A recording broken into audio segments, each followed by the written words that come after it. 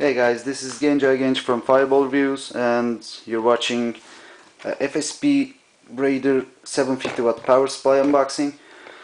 We got our hands on this baby just a little before we got our hands on the FSP's Aurum series, and you know, the mainstream products never end, and mainstream computing never ends at our homes, at office, office supplies or office computers, let's say. Just not a slight, not an extreme design, not an overpowered product, or nothing special, as you may have observed. And let's see what band tells us.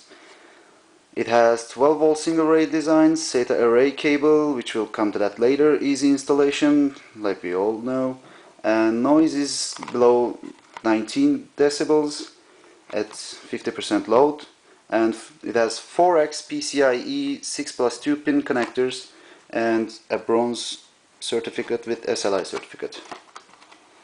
Let's see.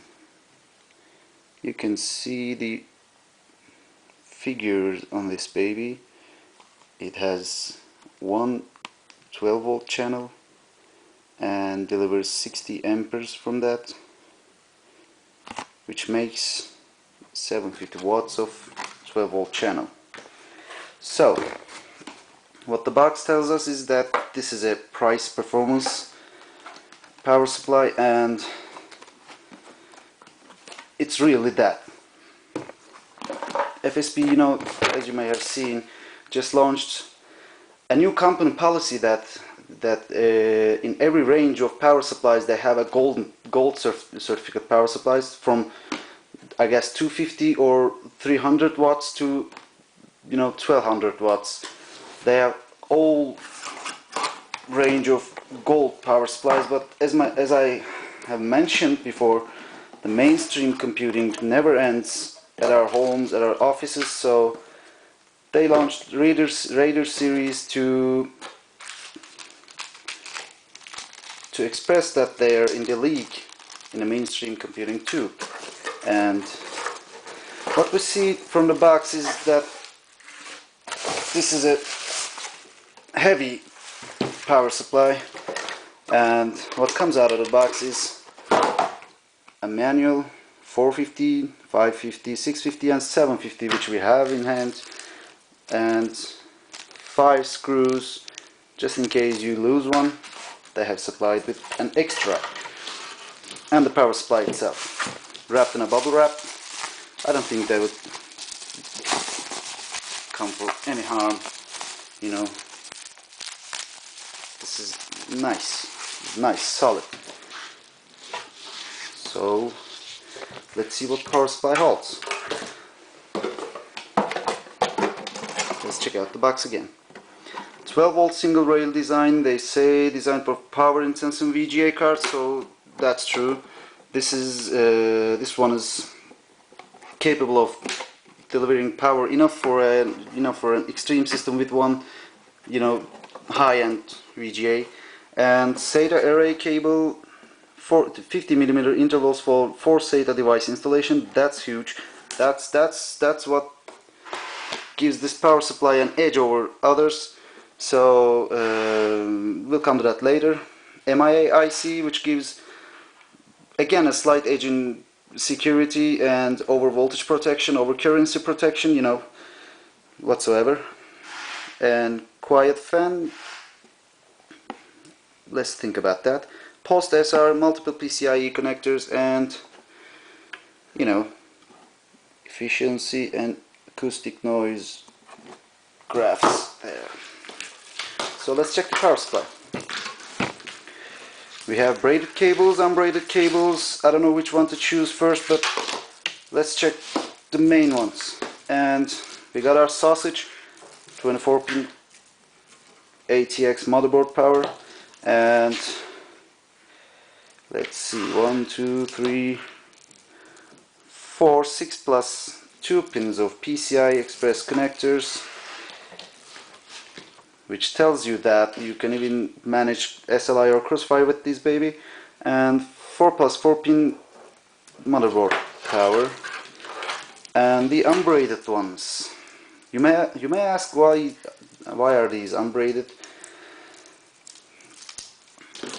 You know, you connect these to your VGA and your motherboard and your motherboard again. So these can be seen by others if you have a window case, but others cannot. So that's a huge leap for price performance. You know, this is a mainstream product, and we have, what do we have here? A mixed cable with one SATA power, 3 Molexes, and an FDD we're bored to see again. And another cable, let's manage this, and one with 4 SATA cables, standard one, and the so-called SATA array cable. What this does is just, this lets you open and close your case without having difficulty managing cables behind your case, and this makes cable management even easier.